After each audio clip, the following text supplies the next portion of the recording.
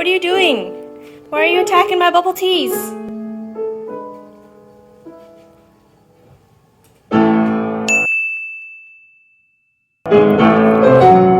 You're glad I didn't catch that. I didn't hit the record yet. Oh, good. Oh, this is the first time Two Shorts One Flat is finally filming together. We're doing a little warm up, but here's the setup. Cameras, mics, and stuff everywhere. I mean, feel free to look at those passages, Dan.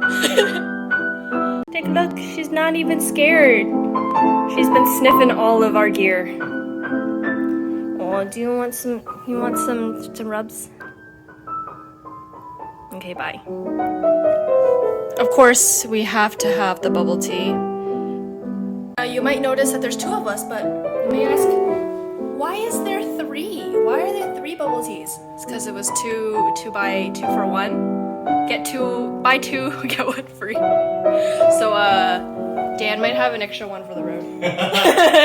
They skipped this like my favorite. So, tell me, actually, you viewers tell me, is this bench too short for Dan?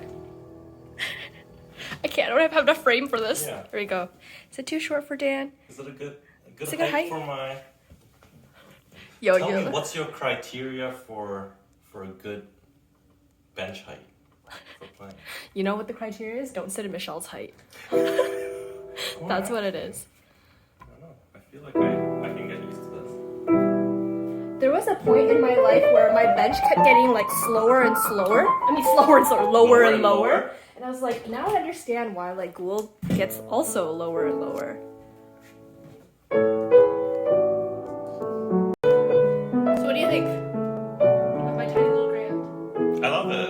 Oh, thanks. Ba-da.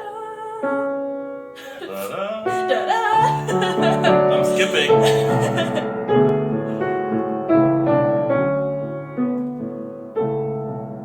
Let him serenade you guys. Da-dee-da. Oh, I'm skipping.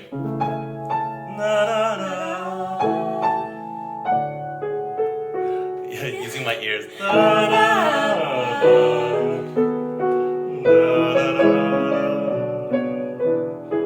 The real emotion is in the face. Don't worry about the notes. Just emote.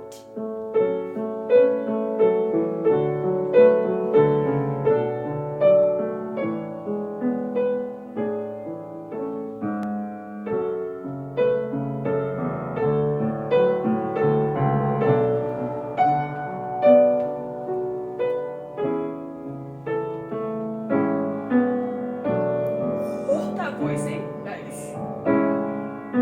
Sorry if I disturbed anyone who was enjoying that. And probably end. So end on A major. That's all that matters. It is a late night practice night. Some slow practice, super slow practice. This crummy section here on page 4 and 5. I have not touched the piano in like 3 days, so it's quite rusty. But at least I have my fluff ball to keep me company, who really enjoys eating lightning cables. Any Apple product she loves to destroy. Although this isn't a true like Apple product, but yeah, she likes like these silicone casings. Zebra, please don't destroy my stuff.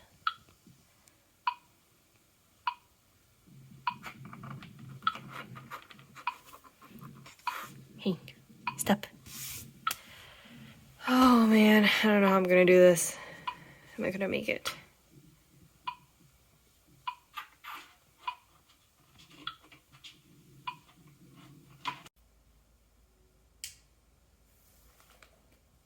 It's cram time. Let's get this in.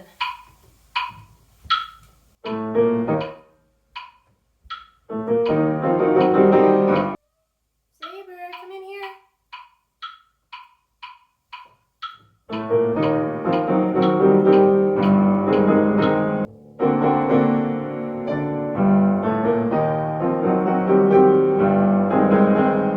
When you're jumping back and forth, it can be very disorienting for like your hands and your brain. So what I sometimes like to do is when I have big leaps, I try to find a place where I'm always returning to some point of home. I'm always returning to the same note. And in this case, we have the G's. You have this low G, and then you get G. And then something new, G. So then this G becomes my anchor. It's always a place where my body knows here. My muscle memory is here. No matter where I am on the keyboard, here is my home. Which then means when I'm going to the next place, I'm not thinking that I'm jumping from G to the next chord, but rather here is home, and here I'm restarting from somewhere new, or at least the chord. In this case, I've got G minor. This is where I get to release some of the tension if I have any. It's also a place of rest and an anchor place, and then I'm restarting at a new place. I'm not thinking of it as a connection point and a transfer point, and then having to go back and down. It's just here's the new starting place. Home,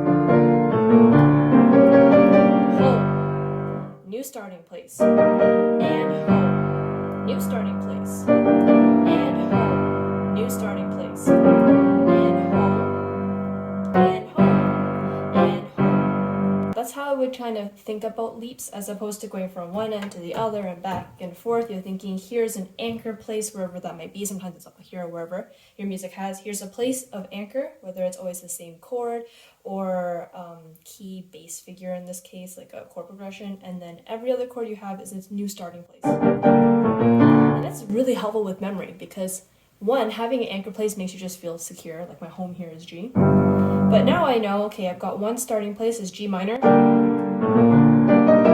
and then home, B flat major, da-da-da, then E flat, then here, diminish, and then this chord that I'm using for memory, F sharp, because that's what I want to bring out, F sharp, G, and then C minor, new place, basically E flat major, A flat major, and C minor, and then here, diminished, and a different chord, dominant to tonic, and then we're finally back to G minor, and so on and so forth. Yeah, so I hope that helps. Hi guys, again, welcome to the PJ edition of the vlog.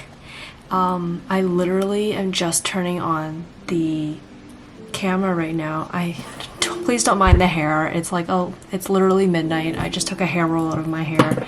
But I thought I wanted to just come on to say something because I just literally was just scrolling through TikTok and came across this video. I'm gonna put up a clip of this. The day that I lost my job, I had a choice. Do I go out and find another job? Or do I do the thing that's scary? I chose the thing that was scary. I chose to become a full-time artist. And I at the moment, I was like, how the hell am I going to bring in money? There's just no way that I can be successful at this thing. There's just no way that I could do that. But you know what happened? When I said yes to myself, when I chose the scary thing, opportunities popped up. Ooh. And every time I say yes, I do the thing that's scary. I choose myself.